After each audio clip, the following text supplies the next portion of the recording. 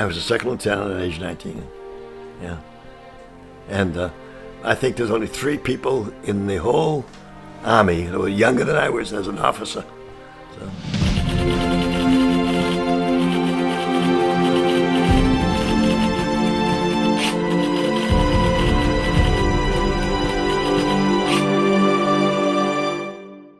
It has been said that a hero is an ordinary person who does extraordinary things. The United States of America was suddenly and deliberately attacked. Citizens across the country dropped everything and went to war against tyranny. As Commander-in-Chief, I have directed that all measures be taken for our defense. These are the stories of what it meant to become an American hero. Always will our whole nation remember the character of the onslaught against us.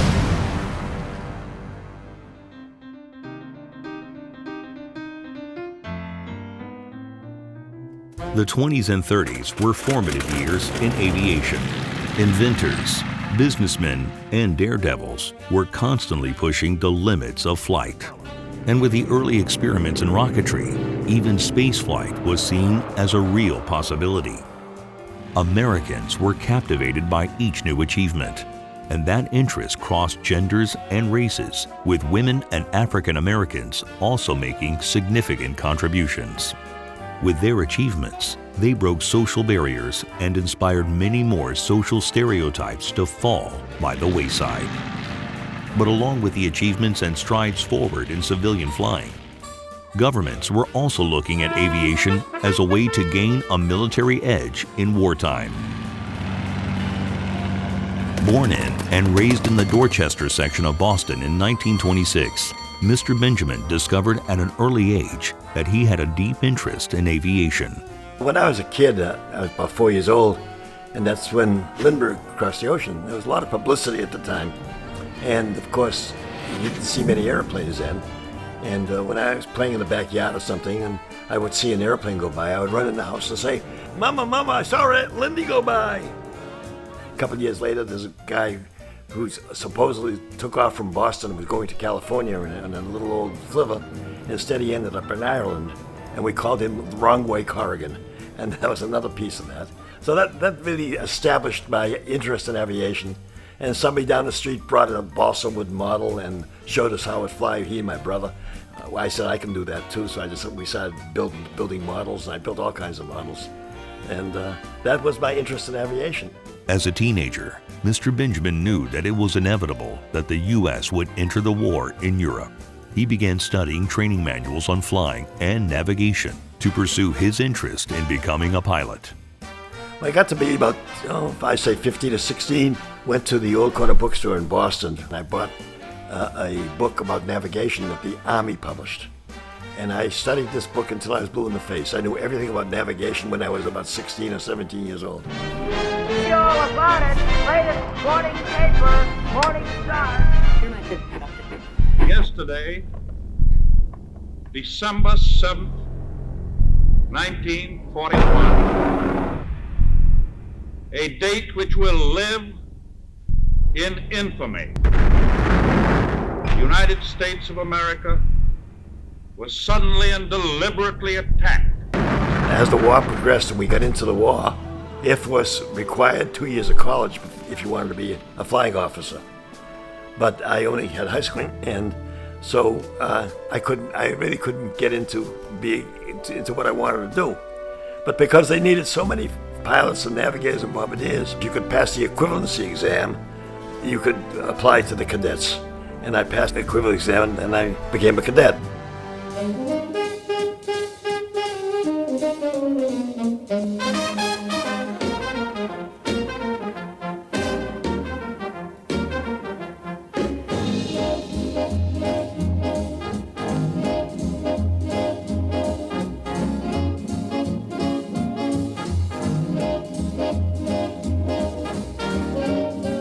So I was shipped to Canisius College in Buffalo, New York. That's a Catholic college, and I learned all about Catholicism and nothing about navigation. I left that and I went into what they call classification, which they decide whether you're going to be a pilot or a navigator or a bombardier. And they give you scores in all three, and I I scored the highest on all three because I really knocked this down because I knew about it. So I went to pilot school first, and I soloed. I was flying I had about 28 hours, and all of a sudden this colonel came over to me and he says, he said, we got a lot of pilots. We don't have as many good navigators, and you did so well on your previous stuff. We want to switch you over to be a navigator. So, this was the Army. I couldn't say no. So they took me out of pilot training. They sent me to navigator school, and that's where I ended up. The 8th Army Air Corps was quickly conceived on January 2nd, 1941, just weeks after the United States entered the war. Major General Carl Spaatz was named to head up the 8th Air Corps and organize the U.S. Air Forces in the British Isles. The 8th Air Force consisted of the Bomber Command, Fighter Command, Air Support Command, and the Air Service Command. The mission of the Bomber Command was to fly behind enemy lines and destroy the infrastructure of Germany. And then I was shipped to Sioux City, Iowa to join a crew. And the crew was already formed. They needed a navigator, and I joined as a navigator to the crew. And we did our phase training and learning how to fly in a B-17 and how to be in formation and so forth. And after that, we went and picked up a plane in Kearney, Nebraska, where the depot was. We picked up our own plane, and they let this 19-year-old navigator fly from Kearney, Nebraska to London. The Boeing B-17 Flying Fortress was a 4-engine heavy bomber designed in the 1930s for the U.S. Army Air Corps. On its first test flight, the B-17, with its multiple machine gun turrets, was dubbed the Flying Fortress by a Seattle Times reporter who was there to witness the flight. Boeing quickly adopted and trademarked the name for the B-17. What's gonna play that game? Oh boy! What's gonna play that game? We got to England, and the first thing they do is they indoctrinate you into English society, really. They tell you all about England and the customs and etiquette of England, so that you're not going to make a fool of yourself. The jim jam jump it, the jumping jive makes you make your jive on the mellow side. Hip hip. Hip hip. The jim jam jump is a silent jive, makes you 9 foot tall when you're 4'5". Hip hip. Hip hip. Now don't you be. The first bombing mission the Americans flew was over France in August 1942, when they attacked the German marshalling yards in Rouen-Sotteville. After that, we started to do our missions. For a long time, we've all been working very hard. The work has been grueling, it's produced results, and our standard of performance is very high. The fact is, however, unless that standard of performance remains high on an actual enemy target, all our work is going to go for nothing. Missions and then get 2 or 3 days off. And also, there were days that the weather was bad. So, and sometimes, you'd miss a bad mission. So I would fly Monday and Tuesday, and I was not going to fly Wednesday, and some other guy flew in my place Wednesday, and they had a very tough mission, and they lost 20 planes. But it never happened to me. I was lucky. And, you keep going out, and sooner or later, they're going to get you. So everybody was scared all the time.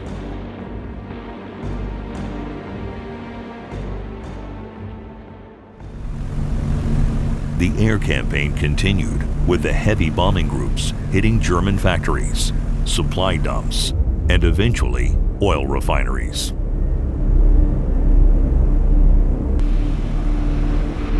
These attacks were not without heavy American losses. 8th Army Air Corps enlisted over 200,000 members and lost over 45,000 of them.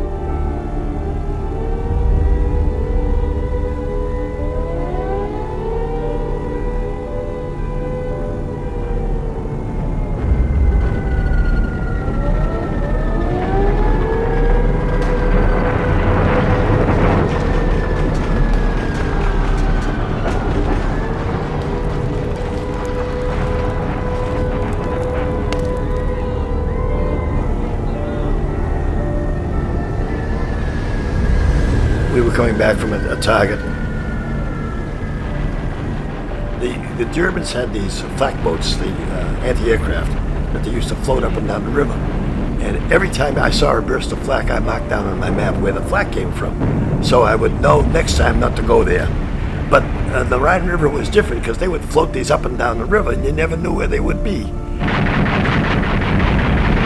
And we crossed over 3 flak boats, and they got us there. We were going home on one engine, and they got another engine right there. B-17 in trouble out at 2 o'clock, watching. Got an engine on fire. Well, now he had to feather that engine, and we were trying to make it home on 2 engines. We had quite a ways to go, and all of a sudden one of them was running pretty rough. The engineer gave a clue on how to fix the engine that was running rough, which was very good. The engine burst into flame, the wing was on fire, and we had to jump out.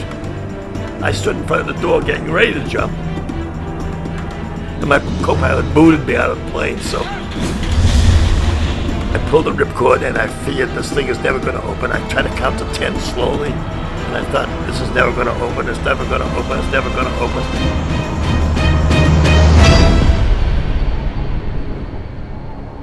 Next to me was one of the gunners that went out just before me, and I could see him about 300 yards away.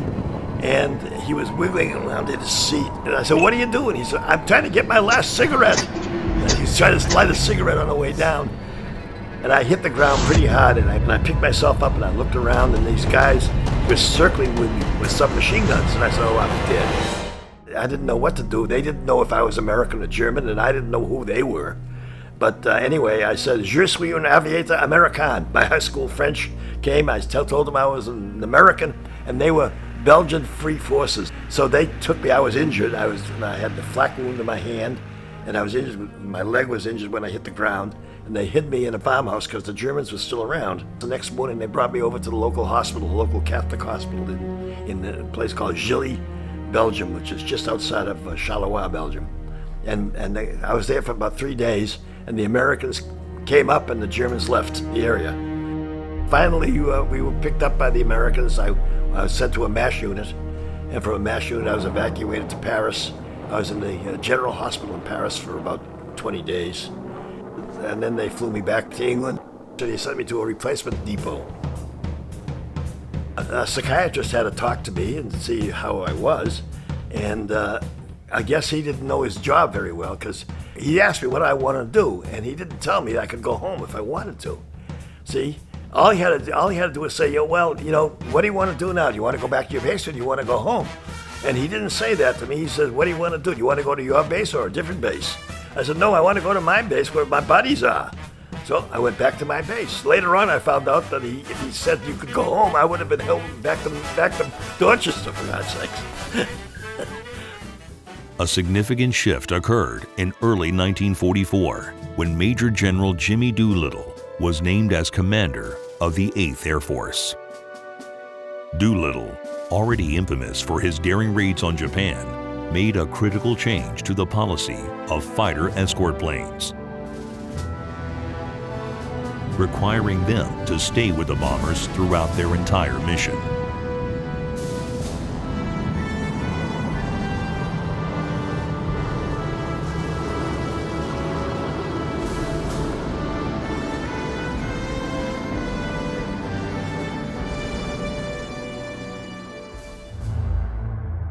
We were going out to bomb this mission, and we opened the bomb bay doors. We were heading for the target, and we were about 5th in line. So by the time we got to the target, the car was all covered with smoke. This guy who was our commander had, the previous time he was out, he couldn't bomb the target because of problems. So therefore, when they did critique, he took a lot of sweat. He took his B-17s all the way into Germany and didn't bomb. When he couldn't bomb, he was really upset. And he decided he was going to turn the formation around and come in behind the formation and bomb that damn target, which is going to keep us over the target a long time. We're 900 feet from top to bottom and 3 football fields wide. Without asking anything, he was turning the formation, and I'm the navigator, and I see he's going to turn the formation right over a city. they've got anti-aircraft guns like hell. So, and we're going to get clobbered. Picked up the intercom, and I said, navigator to pilot, and he was upset. He said, don't talk to me, I'm too busy. Okay, now he's a colonel, I'm a lieutenant. I'm the only one who knows this is a problem. He can't see the ground, he doesn't know it's a problem. So a minute later, I call up and say, navigator to pilot. He says, if you call me again, I'm going to court-martial you. I called up my pilot, who was flying co-pilot. I told him to switch over to channel B on the intercom, and then I told him what the problem was. So the moment he knew what the problem was, and he trusted me, like, he put his arm like this, put the colonel way back there, took the wheel of the thing, and took us away from it. Well, anyway, when he got down on the ground, the guy never said anything to me at all. Never said thank you, never said you did a good job, never said you saved everybody. But that's the way it is. I did 31 missions, and there's 31 stories. And everyone has a story. After the war, I used to tell my kids how I won the war. And of course, they didn't believe me. My wife didn't believe me. My friends didn't believe me. I won the war. Nobody believed me. But it was a story I told. Well, my pilot came into Boston. He called me up, and I picked him up, and I brought him to the house. And the first thing he said when he walked in the door, do you remember the day we won the war? So I'll tell you how we won the war. Escort 10 Boston bombers, 36 ships to each wing. We're on the front end of the first task force, picking the muscle man. Serve all my love. I firmly resolve upon my gracious system as my sins and my life. Serve all my love. I firmly resolve upon my gracious system as my sins and my life. Would you not understand these things?